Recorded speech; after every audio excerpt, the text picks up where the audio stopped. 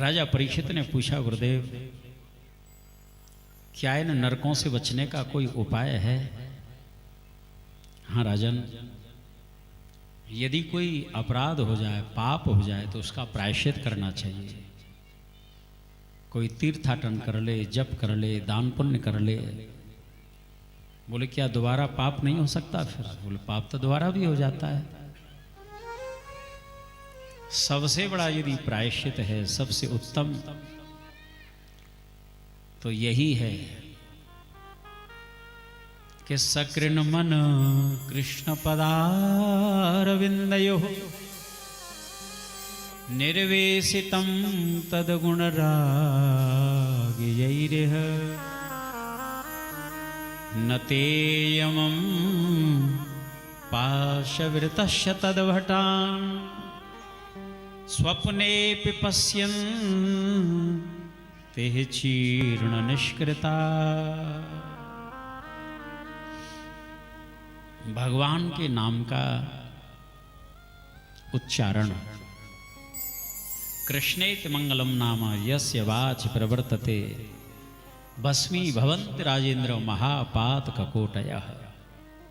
एक बार भी यदि नामोच्चारण कर लिया जाए तो पूर्व के जितने भी पाप ताप हैं सब समाप्त हो जाते हैं। स्वयं धन्वंतरी भगवान ऐसा कहते हैं। सारी आदि व्याधि कट जाती हैं। अच्युतानंद गोविंद नामोच्चारण भेषजात नश्यन्ति सकला रोगा सत्यं सत्यं वदाम्यहं सत्यं सत्यं वदाम्यहं। कोई भी आदि व्याधि हो, शरीर में यदि रोग भी है, हम औषधि सेवन करते हैं तो सही मानिए उस औषधि में भी हमको स्वस्थ करने की शक्ति जो है प्रभु के नाम की होती है। धन्वंतरी भगवान कहते हैं कि अच्युत, गोविंद, आनंद, इन नामों का उच्चारण करके आप औषधि खाइए, निश्चित रूप से आपको लाभ करेगी। औषधि हाथ में सेवन करो और फिर नामोच्चारण करते हुए औषधि का सेवन करें। दवा और दुआ भी चाहिए, वो नाम की शक्ति होती है। हाँ, राम राम कह जे जमहाई तिनहिन पाप पुंज समहाई। पाप जो है उसको मोहित नहीं कर सकते। अजामिल जो था सारे जीवन कितने कुकर्म ही किए उसने। हाँ, चोरियां करता, डकैती डालता, वेश्या के साथ में रहता था, वेश्या के साथ। एक बार कोई संत मंडली गांव में आई, अंधेरा हो चुका था, संतों को मुकाम करना था उस गांव में। पूछा कि भैया यहाँ कोई साधु सेवी, कोई भक्त हों तो परिचय दो। अजामिल का ही नाम बता दिया, चले जाओ, बड़ी भारी सेवा होगी आपकी। अब भोले वाले संत पहुंच गए दरवाजे पर, कुंडी खटखटाई, भीतर वेश्या थी। वेश्या ने द्वार खोला है, संतों के दर्शन भये। संत दरस जिम पातक टरही, संत के दर्शन करने मात्र से पाप टलते हैं। और यदि सत्संग भी सुलभ हो जाए तो वो पाप सदा सदा के लिए नष्ट हो जाते हैं। संतों ने एक रात्रि मुकाम किया है वहां। रात्रि में अजामिल आया। सुबह जब मुलाकात हुई संतों से, संत चलने लगे, आज्ञा लेने लगे। अजामिल, अब हम चलें? ठीक है महाराज, जाइए। ऐसा है, हम तुमसे कुछ दक्षिणा चाहते हैं जाने से पहले। अजामिल ने कहा, महाराज सबसे बड़ी दक्षिणा आपकी यही है कि आपके दंड कमंडल, लोटी लंगोटी हमने नहीं छिनाए हैं।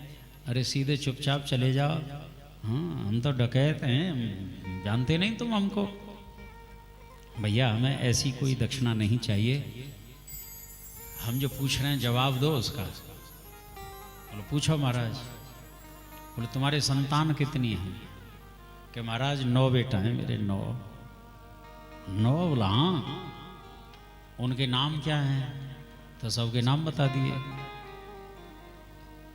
सटक हुआ, चटक हुआ, भटक हुआ, टिंकू, पिंकू, टीटू, पीटू, घसीटू। एक भी नाम भगवान से जुड़ा हुआ नहीं था, बेकार के नाम सब रहे।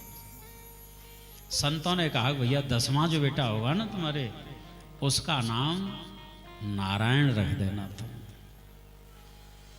इसने कहा महाराज कोई बात नहीं, नारायण नाम रख दूंगा, इसमें क्या मेरा खर्च होता है।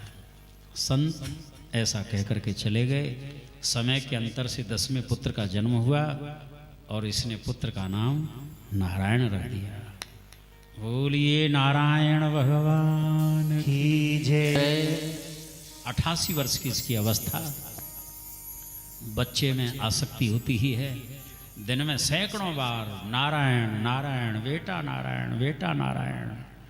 नारायण अब भगवान का जो नाम है वो तो काम करेगा ही करेगा।